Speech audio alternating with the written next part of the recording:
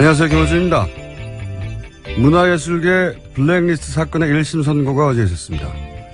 김기춘 전 비서실장에게는 징역 3년, 조윤선 전 장관에게는 집행유예가 선고됐습니다. 특히 조윤선 전 장관에 대해서는 블랙리스트 업무를 인수인계 받았다 보기 어렵다고 법원은 판단해서 해당 혐의는 전부 무죄를 선고했습니다.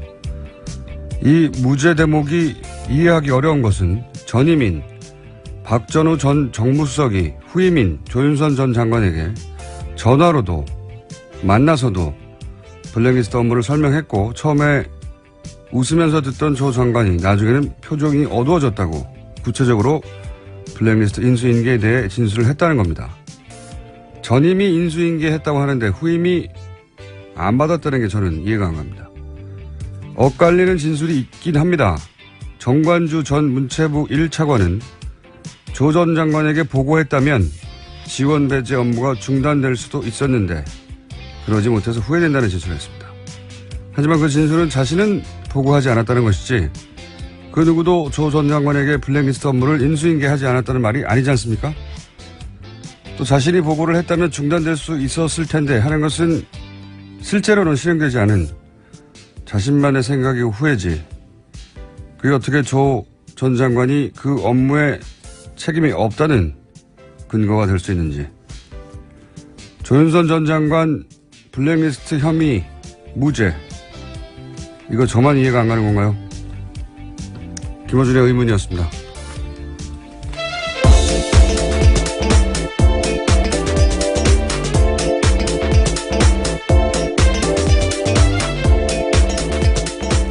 시사인의 김은지입니다. 네. 이 선고는 크게 화제가 되고 있어요. 블랙리스트 네, 관련. 그렇죠. 자, 간단하게 일단 사실관계를 요약해 주세요. 네, 문화예술계 블랙리스트 작성하고 집행하도록 지시한 김기춘 전 비서실장에게는 실형이 선고됐습니다. 블랙리스트의 실체를 법원이 인정한 건데요. 김기춘 전 실장에게 징역 3년을 선고했습니다. 또 김종덕 전 문화체육관광부 장관은 징역 2년, 신동철 전 청와대 국민소통비서관과 정관주 전 문체부 1차관, 김상열 전 교육문화수석은 징역 1년 6개월의 실형을 선고받았습니다. 김소영 전 청와대 문체비서관만 징역 1년 6개월에 집행유예 2년을 선고받았습니다. 저는 이제 특히 이 대목이 더 이해가 안 가는 거죠. 그러니까 전임 장관은 징역, 그리고 그 차관은 또 징역. 그런데 후임인 장관은 본인을 건너뛰었다는 거잖아요. 예. 이것도 이해가 안 가고, 전임 정무수석도 인수인계를 했다고 하고, 전임 정무비서관도 안다고 하는데, 후임 정무수석은 자기는 인수인계를 안 받았다는 거잖아요. 네, 자신과 함께 근무했던 정무수석실 시절에 다른 비서관들은 실형이 나온 건데요. 조윤선 전 장관만 무죄가 나온 겁니다. 본인만 빠진 거예요. 함께 일을 했었다고 봐야 될 텐데요. 저는 이게 참 이해가 안 가는데, 다른 사람들이 다 무죄도 아니고요. 예. 본인이 정무수석 되기 직전 정무수석이 인수인계했다고 하고, 본인이 장관 되기 직전 장관은 구속됐고, 본인이 장관일 때 차관도 구속됐고, 본인이 수석일 때 다른 수석도 구속됐는데 본인만 안 된 겁니다. 전 잘 이해가 안 가는데, 어쨌든 블랙리스트 관련 혐의는 모두 무죄로 판단했다고 하고, 이 관련해서는 저희가 잘 이해가 안 가서 뉴스공장에 법무수석이 있습니다. 네.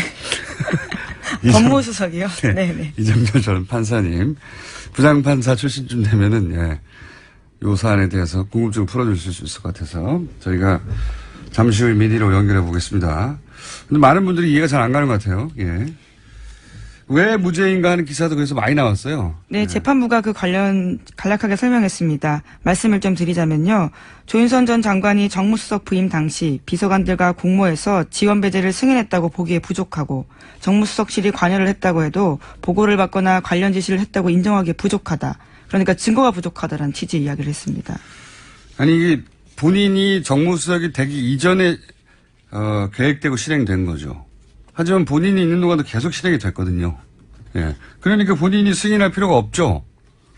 애초에 본인이 있기 전에부터 승인돼서 시작되고 있었는데 승인하지 않았다는 게 무죄의 이유는 될 수 없는 것 같고, 그럼 본인이 이제 이 사실을 알고 있었느냐? 그렇죠? 그리고 막을 수 있는 위치에 있었잖아요.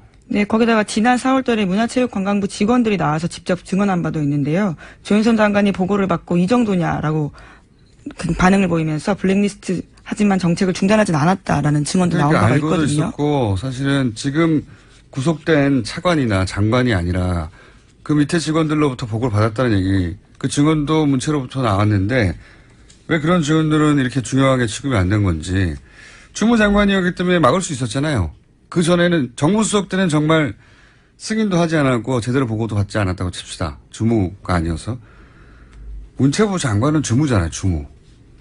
그러면 충분히 막을 수 있었는데 범죄 행위를 알고도 묵인하거나 방조하는 거 아닌가요? 최소한 본인이 직접적으로 주체적으로 하지 않았어도 그렇게 문제를 따졌어야 할 것 같은데 여하간 조윤선 전 장관만 이 부분이 무죄가 됐습니다.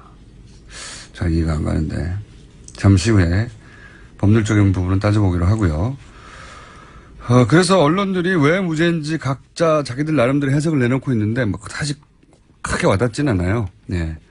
많은 언론들이 왜 무죄인가 기사를 내긴 냈습니다만 요약하면은 직접 승인하고 직접 지시하지는 않았다라고 판단한 것 같다. 이 정도 추정이거든요. 예. 네, 그렇죠. 증거가 부족하다는 취지인데요. 어제뿐만 아니라 다른 부분도 눈에 띄는 게 있었습니다. 박근혜 전 대통령 책임 부분도 재판부가 명시한 게 있거든요. 예. 네. 근데 이제 여기서 공범 관계를 인정하지 않은 거기 때문에 박근혜 전 대통령 블랙리스트 관련해서는 공범 혐의가 있는 걸로 아는데, 예. 그 부분은 어떻게 될지 또 물어봐야 되겠습니다. 이 재판의 결과가 박근혜 전 대통령의 재판에 영향을 미칠 수 있다. 이 재판 자체로는 그런 판결 내용이 없지만 그 결과가 미칠 수 있다고 하는 전문가들 분석이 있기 때문에 그 부분도 한번 짚어보기로 하겠고요. 다음 뉴스는요? 네, 그렇지만 어제 재판에서 대다수 피고인에게 국회에서 위증한 혐의는 유죄가 인정됐습니다. 블랙리스트 사건 피고인 7명 중에서 4명이 위증 혐의로 기소됐거든요. 이 중에 김기춘 전 실장, 조윤선 전 장관 등이 포함되어 있는데 재판부는 위증의 의무를 충분히 인식하고 있으면서도 진실을 은폐하는 데 급급해서 위증했다라면서 유죄를 선고했습니다. 국회 위증을 유죄로 대부분 인정한 거는 우리가 의미를 부여하고 주목할 만한 사안인 것 같습니다. 대부분 위증해도 흔히 말하는 솜방망이, 예, 대충 이렇게 넘어갔었는데 이번에는 책임을 분명히 따지긴 따졌습니다. 예, 그것이 위법하다고 따졌고 이 이야기 하면서도 저는 잘 이해가 안 가는 게 여전히 조 전 장관에 대해서 청와대 지시로 지원 배제 업무, 지원 배제라는 말도 참 웃겨요. 예, 블랙리스트죠? 예. 네. 블랙리스트 업무를 위해서 9,000명 명단을 작성한 사실이 있다는 거를 조 전 장관이 알았다고. 그 부분은 또 인정했습니다. 네, 알았다고 재판부도요. 했잖아요. 예. 위증 부분에서 아는데 모른다고 했다고 이걸 인정했어요. 이걸 인정했는데 당시 조 장관이 청문회에서 뭐라고 그랬냐면 아무것도 알지 못하고 관여한 바도 전혀 없다. 거짓말이죠. 그런데 여기서 관여하지 않았다는 부분 이거는 위증이 아니라고 본 거예요. 왜냐하면 재판부가 블랙리스트에 있어서는 무죄를 판단했기 때문에. 그러니까요. 예, 알긴 알았는데 알긴 알았다는 것은 인정을 했잖아요. 그렇죠. 그런데 본인은 알지 못한다고 했잖아요. 이것도 위증이고 관여하지 않았다는 부분은 진짜로 관여하지 않았다고 인정해 준 거죠. 아는 자체로 이미 관여가 되는 거 아닙니까? 청와대 장관이기 수석, 때문이죠. 장관도 예. 그렇고 수석인데요. 예. 수석이 2명도 아니고요. 장관이 2명도 아니거든요. 과연 이게 안 가면 이 판결이. 이게 제가 법을 잘 몰라서 그런 건지는 이정열 판사가 판결해 주시겠죠. 네. 언론 기사만 보고 전 이해가 안 가서 그 기자들은 판사를 해본 건 아니기 때문에 저희가 잠시 후에 저희 궁금증을 풀어보기로 하고요. 자, 다음 뉴스는요. 네, 문화체육관광부가 문화예술계와 함께 진상조사위를 출범하기로 어제 결정했습니다. 진상조사위 구성은 문화예술인 17명과 문화체육부 직원들이 함께 구성합니다. 제가 보기에는 문체부는 이 판결에 대해서, 받아들이기 힘든 부분이 있을 것 같아요. 꽤. 왜냐하면 문체부가 이로 인해서 가장 큰 피해를 받고, 그리고 사실은 문체부 직원들 중에 이 일로 인해서, 부끄러움도 크게 느꼈고, 고백도 했고, 실제 특검에 여러 가지 문서를 제공한 것도, 예. 그럼 참담함 때문에 제공했단 말이죠. 근데 자기들은 그렇게 느끼는데 장관이 아니라고 무죄로 나오면, 후임 장관이, 지금 조사회 법률적 판단하고는 별개로 진상조사회를 꾸렸으니까 여기서 또 새로운 사실들이 추가로 나올 수도 있겠죠. 예. 그럼 또 2심에서 반영이 될 수도 있을 것 같은데. 문화계에서는 이게 이제 인정이 잘 안 되겠죠. 예. 장관이 빠져나왔으니까요. 주무부처에 실행한, 문화계에서는 뭐 인정하기 힘들다는 반응이 많이 있던 것 같은데. 네, 어제 유감 표명들 나왔습니다. 문화연대 문화정책센터 소장인 이원재 소장이요. 관련해서 이러한 판결들을 인정하기 힘들다라는 입장을 냈습니다. 문화연대뿐만 아니라 많은 문화예술계에서 말이 되느냐고 성명들이 나왔고요. 예. 자, 그건 거기까지 하고요. 다음 뉴스는요. 네, 최순실 재산몰수 특별법이 어제 발의됐습니다. 국정농단 행위자 재산조사위를 설치하고 부정축제 재산은 법원의 영장을 발부받아서 소급해 몰수하는 것이 이번 법안의 핵심 내용입니다. 특별법 발의에 참여한 의원들은 132명입니다. 좀 더 필요하네요, 숫자가. 예, 15명이. 특이한 것은 국민의당과 정의당, 심지어는 자유한국당에서도 김성태 의원이 한 명 있는데 바른정당에서 한 명도 없다는 점. 바른정당에는 사실 지난번 국정조사 때 굉장한 활약을 했던 분들도 있는데. 그렇죠. 예. 스타 정치인들이 그때 탄생 많이 했습니다. 네, 어쨌든 물론 뭐 발의에 서명하지 않았다고 해서 이 법안이 이제 나중에 회의 때 통과시키지 않도록 반대표를 던진다. 뭐 이런 이야기는 아니긴 하지만 이건 참여는 하지 않았습니다. 자, 다음 뉴스는요. 네, 한국 마사회 관련된 소식입니다. 한국 마사회가 정유라 씨 등 승마 국가대표 선수단을 지원하기 위해서 마사회 예산을 쓰는 방안을 지난해 1월 초 현명관 당시 회장에게 보고한 사실이 확인됐다라는 보도입니다. 이게 오래돼가지고요. 이게 무슨 뉴스인지 잘 모르실 텐데 간단 요약하면은 삼성이 회장사인 대한승마협회가 최순실 씨에게 뭐 말을 지원하고 여러 가지 지원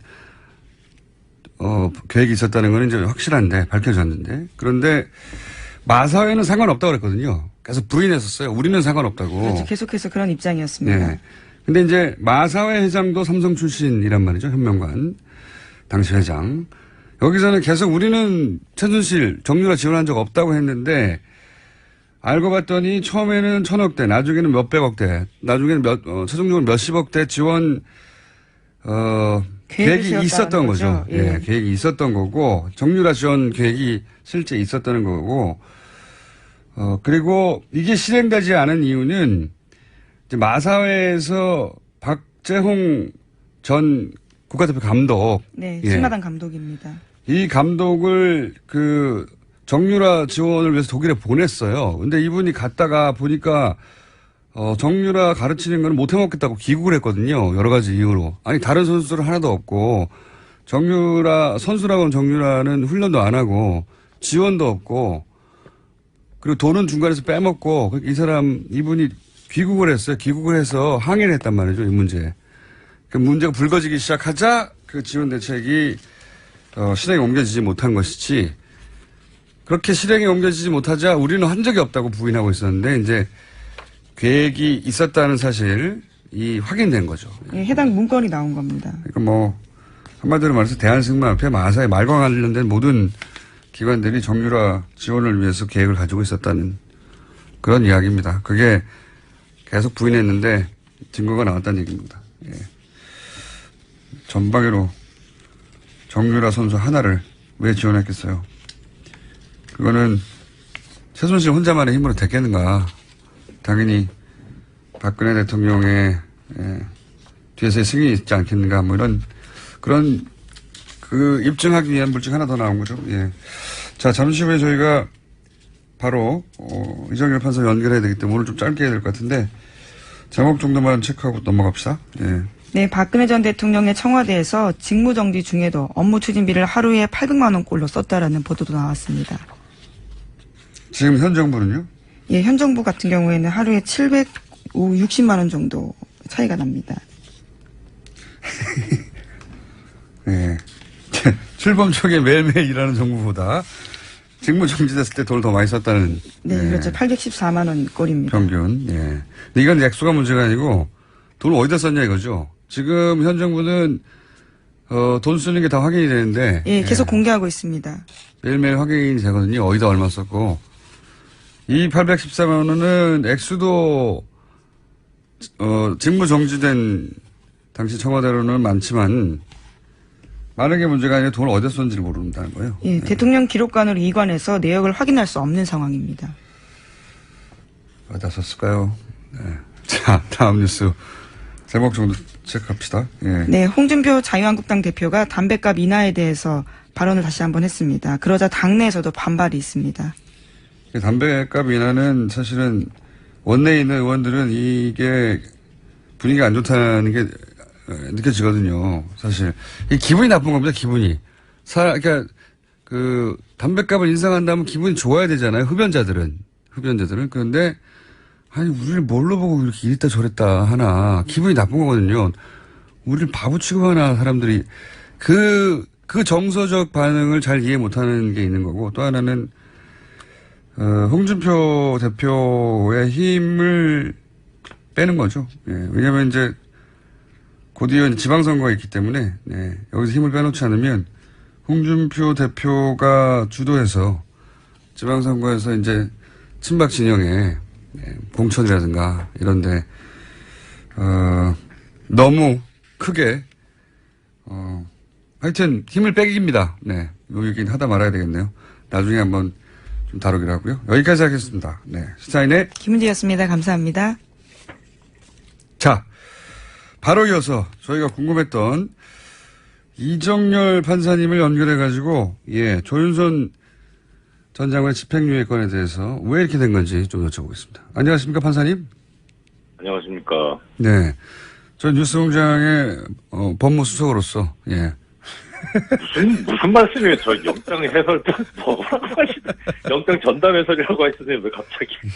하여튼 그때 달라집니다. 직책이. 예, 알겠습니다. 네. 우선 그 법원이 무죄로 판단한 이유를 좀 전문가로서 설명해 주십시오.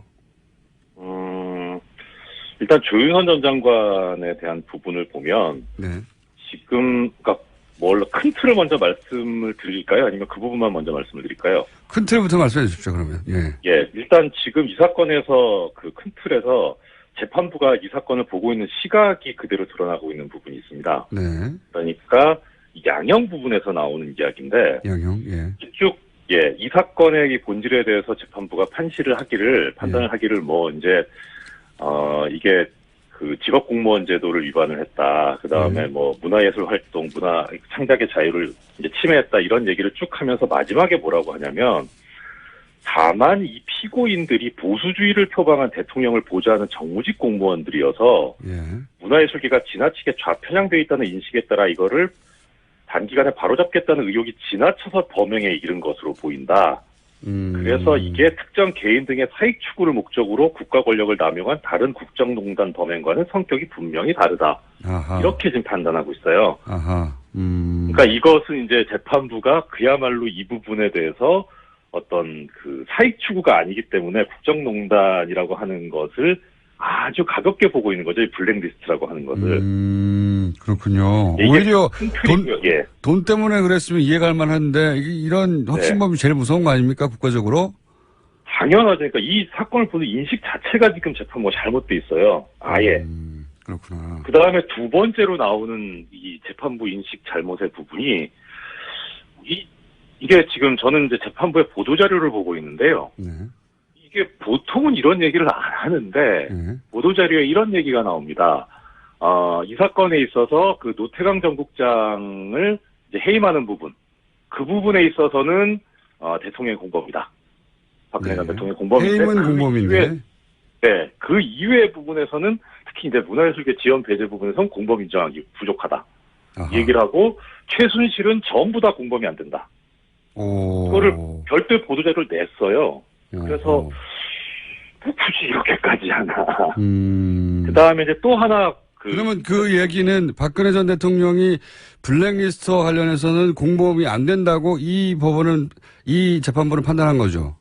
그렇죠. 어허. 이제 그렇게 보게 되면 아까하고 좀 모순이 생기는 게 이제 보수주의를 표방한 정권 정무직 공무원이란 말이에요. 예. 그런데 대통령이 보수주의인데 대통령 몰랐다는 얘기가 되거든요. 그러면은 대통령이 모르는 상태에서 지시도 안 했는데 김기춘 비서실장 이하 그 정무직 공무원들이 이걸 다 알아서 했다는 얘기가 되거든요. 그렇게 저도 모순이 된다고 보는 게 네. 지금 이제 그 대통령이 가지고 있는 정치 지향 그거를 구현하기 위해서 사익이 아니라 그 정치 지향을 구현하기 위해서 그랬다는 건데 근데 대통령은 관련이 없다는 거 아닙니까 또 막판에. 그렇죠. 이 판단에 의하면. 앞뒤가 안 맞는 거네요. 예. 그리고 그것이 판사님? 극명하게 예리하십니다. 저기 방송사고 나기 전. 역시 부장판사는 아무나 되는 게 아니고 예리하십니다. 예. 또 하나 이제 드러난 것이 뭐냐면 김기춘 전 실장이 이제 징역 3년의 실형을 선고받았는데 네. 사실 이 사건에 있어서 공소 제기된 부분 중에 강요 부분은 전부 다 무죄가 났어요. 강요가 무죄다. 예. 네, 전부 다 무죄가 났고 직권남용 부분도 상당한 부분 무죄가 났는데 그럼에도 불구하고 3년이 선고가 됐어요. 이게 어떻게 보면 이제 일반 국민들 입장에서는 이 3년 너무 낮다라고 판단하실 수 있는데 예. 근데 이 법률적으로 해석을 해보면 이 3년은 상당히 중요해요. 그러니까 어떻든 김기춘 씨는 전과가 없잖아요. 초범이잖아요. 네. 예, 초범인데다가 이 기소된 범죄 사실 중에 상당 부분 무죄가 났고 일부만 지금 유죄가 났는데 그걸 실형 3년을 선고한다는 건 상당히 무거운 거거든요. 그러면은 이 재판부의 판단은 아까 그 부분이랑 궤를 같이 한다고 보여요. 그러니까 이것은 박근혜 최순실까지 가는 부분이 아니라 김기춘서부터 시작된 거다. 이렇게 막아버린 거죠. 그러니까 김기춘 전 실장에 대한 형이 너무 높아요. 행간에 지금 그런 그 해석이 깔려 있는 거군요. 인식이. 네. 예, 그러니까 이게 쭉 나오는 것 같아요. 그러니까 박근혜 전 대통령은 공범이 아니고 이것은 김기춘 전 실장이 기획해서 실행한 것이고 그러므로 김기춘 전 비서실장이 책임이 크고 그리고 나머지 그 사람들 중에 특히 조윤선 전 장관은 상관이 없다 여기에. 왜냐하면 김기춘 전 실장이 직접 조윤선 정무수석이 오기 전에 계획을 해서 실행하고 있던 거였기 때문에 이렇게 논리를 구성한 거군요. 네. 그렇죠. 그 말씀 드렸어야 되는데 먼저 공장장님께서 말씀하신 정말 예리하십니다. 판사님 서로 이런 이야기를 이제 하지 않는 것으로. 자 그러면 제가 궁금한 건 이겁니다. 네. 그냥 쉬운 말로 하면 판결 들으면 그러면 김기춘 비서실장은 지시하고 승인했지만 조윤선 정무수석은 건너뛰었고 그리고 그 아래 비서관들이 했다는 소리가 되는 거 아닙니까? 네, 그렇죠. 이게 진짜 이상한 상황인데. 한 부분은 이제 이거는 이제 저는 동의할 수 없지만 판결문의 논리를 말씀드리겠습니다. 그러니까 아까 이제 공장장님께서 말씀하신 것처럼 이제 건너뛰게 되는데 이것이 왜 그러냐면 첫째는 이제 전 정무수석이 있던 시절에 기획되고 문건이 작성이 되고 쭉 이제 실행이 되기 시작했어요. 예. 그러면은 일단 이 소관 업무는 문화계 블랙리스트이기 때문에 교육문화수석실 소관입니다. 예. 가장 큰 이제 주범이 되는 주축이 되는 부서는 교육문화수석실이고요. 그렇죠. 다만 이제 여기서 이 정부적인 어떤 판단을 하려고 했는지 정무수석실이 개입을 합니다. 이제 총괄 기획을 하죠. 정무 쪽에서 이제 소위 말해서 정치적 판단, 정무적 판단 이런 걸 했겠죠. 예. 예, 그렇죠. 그런데 지금 이 상황에서 지금 법률적으로 해결이 되려면 전임 정무수석이 후임 정무수석인 조윤선 전 장관에게 이제 인수인계를 하잖아요. 네. 그러면은 일단 그냥 그 시계열적으로 그 단면을 보면 조윤선 전 장관은 아무것도 모르는 상태에서 들어오게 되는 거잖아요. 네. 그러면은 전임 정무수석과 후임 정무수석 사이에는 공범관계가 있어야 됩니다. 업무 인수인계를 했다고 전임 박전우 전 정무수석이 얘기를 했거든요. 진술을. 그러니까요. 예. 그러니까 공범 관계가 있어야지 그래야지 후임 정무수석이 나중에 이 그 역할 분담에 참여하게 되는 그런 논리성을 가지게 되는데 예. 문제는 이 전임 정무수석은 기소가 되지 않았던 것 같아요. 그 부분이 빠졌고, 네, 저도 네. 그 부분이 좀 이상했고요. 왜냐하면 박전호 전 정무수석은 통화로도 혹은 만나서도 이제 앞으로 할 업무니까 블랙리스트 업무를 후임인 조윤선 수석에게 전 수석에게 당시 업무를 설명했고 그 얘기를 듣다가 처음에 웃다가 나중에는 심각해져가지고 표정이 어두워졌다. 구체적으로 진술했거든요. 내가 인수인계 했다고. 네, 그렇죠. 그러니까 여기 재판부에서도 그래서 뭐라고 판단하고 있냐면 전임 정무수석 재임 당시에 이런 보고서가 작성이 됐고 그래서 정부에 반대하는 개인 단체를 선별을 해서 지원해서 배제하도록 하는 행위를 하게 했는데 예. 이것에 관해서 의견을 개진을 하고 점검을 한 것으로 의심되는 사정이 인정이 되기는 한다. 그렇게는 써놨어요. 인정이 되기는 하나. 의심이 된다. 예, 예. 예. 그런데 문제는 뭐냐면 지금 여기서 공범은 뭐냐면은 그 정무비서관. 예. 예, 이 정무비서관이 지금 공범으로 돼 있는데 정무비서관은 실제로는 전임 정무수석 하에서 이제 여러 가지 행동을 한 것으로 지금 기소가 돼 있고 그 범죄 사실에도 그렇게 돼 있고요. 그다음에 예. 이 사람하고 지금 후임 정무수석인 조윤선 장관 사이는 별다른 지금 연결고리가 안 보여요. 판결문상으로는. 그게 저도 그게 또 이해가 안 가는 게요.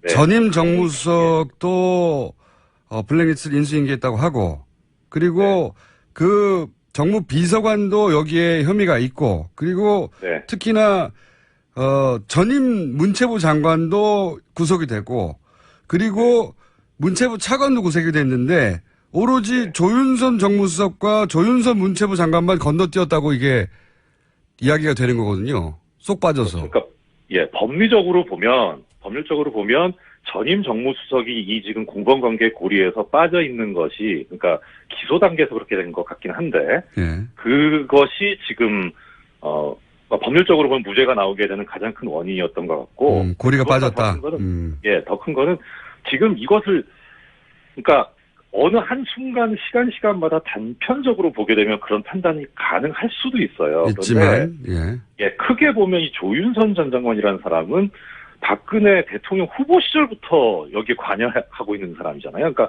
큰 아주 그림을 가까운. 그리는 사람이고, 네네. 예. 그리고 최종적으로 이 사람이 가는 곳이 문화체육부 장관이거든요. 여기는 완전히 이 블랙리스트를 실행하는 그 손발이 되는 자리에 가게 되잖아요. 그렇죠. 그러니까 기획부터 집행까지 풀코스를 다 담당했던 분인데 그 주요 어느 코스에. 한 단면만 보고 이것이 직권남용이 아니더라고 본 것은 너무 단편적으로 본 거다 재판부가. 그럼 이거 그런 좋습니까? 생각이에요. 그러니까 재판부의 판단을 10분 받아들여서 네. 이전 정무수석과 그 비서실장이 다 결정해 놓았고 그래서 그 네. 루틴이 이미 짜져 있어서 본인이 새로 승인하거나 지시할 내용이 없었다. 그래서 본인을 건너뛰었다라고 인정한다고 하더라도 네. 본인이 그걸 막을 수 있는 위치에 있었잖아요. 문체부 차관으로.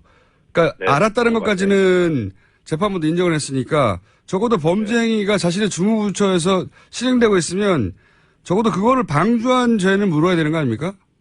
그렇죠. 이게 그런데 기소 자체가 이제 공동정범으로 돼 있어요. 공동정범은 그러니까 정범이기 때문에 일종의 주범의 한 형태인 거죠. 아하. 그래서 주도하지는 않았다. 아하. 예, 역할 분담이 있어야 되는데 그야말로 이 사람이 빠지게 되면 아예 이 범죄 자체가 안 이루어지는 그런 정도의 역할 분담이 있어야 되는데 지금 공장장님 말씀하신 대로 충분히 강조는 되는 상황인데 공동정범으로 기소가 돼 있고 사실 그게 또 맞는 거죠. 오히려 그렇죠. 강조라기보다는. 네. 네. 그래서 특검도 그쪽을 봤기 때문에 공동정범으로 기소를 한 것 같은데 사실 방조로 가기는 좀 실체적인 진실하고는 안 맞으니까 아마 그러지 않았나 싶은 생각은 듭니다. 알겠습니다.